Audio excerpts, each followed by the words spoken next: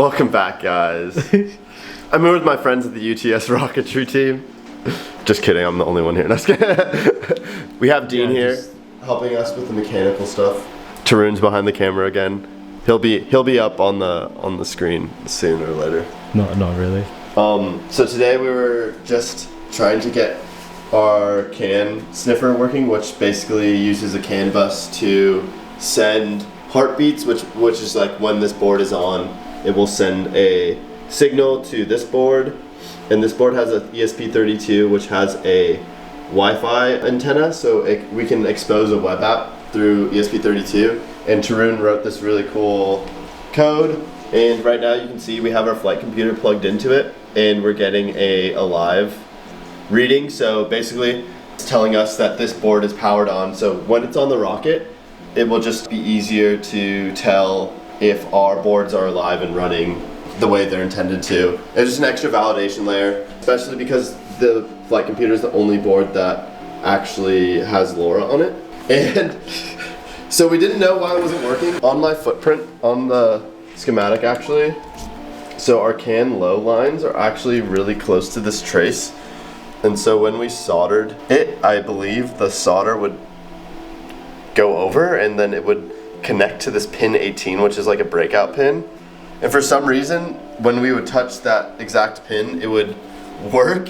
I just tested like soldering this wire from this pin to this pin, and it ended up working, and I have no idea the reason why. So see, if you look at the software, I unplugged it, so it's actually not plugged in, so it says it's not alive. Let's try the other connector. Yeah, see, so it actually works for both connectors now. Recording before. So quick update, we got the CAN working for the flight computer to the CAN sniffer. Like we showed yesterday, it was being exposed to the web page and it was all good, and we were getting the CAN heartbeat, so we knew the board was alive. But so we tried to do that with both the other boards, which is the camera board and the control board, and we ported just the same code basically over.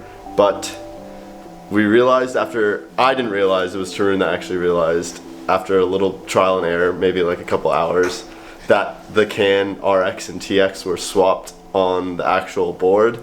And so they're not gonna work unless we pull it off and rewire it to the right connections.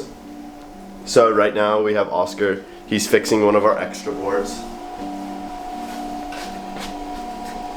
That's why. Say hi to the camera.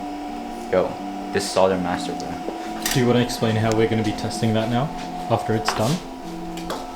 Yeah, so we had it all wired up basically.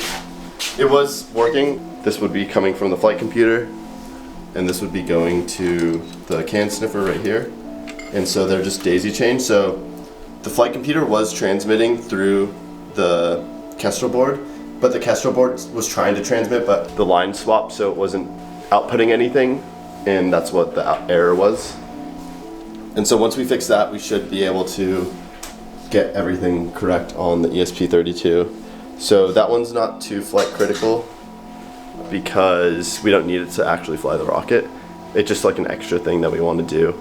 And actually we have our first test flight scheduled for July 26th. So we're going to try and get it done before then. Are we going to be doing the pop test before the flight? Yeah, and Tarun will be running the pop test. Are we? Yeah, you're doing the pop test. It's very dark. Wow, that's really dark. That's fine. Alright, we're good? Yep. Yes. Alright, this is Shingleback main charge, 6 grams. Here we go in 5, 4, 3, 2, 1. Oh! Did something break? That's good. Oh, that's good. That's good. Yeah. This is the drogue on a 6 gram charge doing motor eject. Going in 5, 4, 3, 2, 1. Oh, yeah. That's great.